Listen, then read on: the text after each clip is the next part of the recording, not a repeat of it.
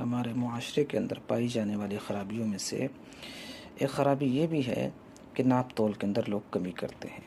مثلا کسی کو کوئی سامان دیتے ہیں، ناپ کر کے دیتے ہیں یا وزن کر کے دیتے ہیں تو اس میں کم دے دیتے ہیں، دھوکہ دے دیا کرتے ہیں، یا اسی طرح جعلی نوٹ کا استعمال کرتے ہیں۔ چپل وغیرہ ہے، عیوب ہے، چھپا لیتے ہیں۔ کپڑے وغیرہ ہیں، اس کے اندر پھٹا ہوا ہے یا کوئی نقص ہے، عیب ہے تو اس کو چھپا لیا کرتے ہیں۔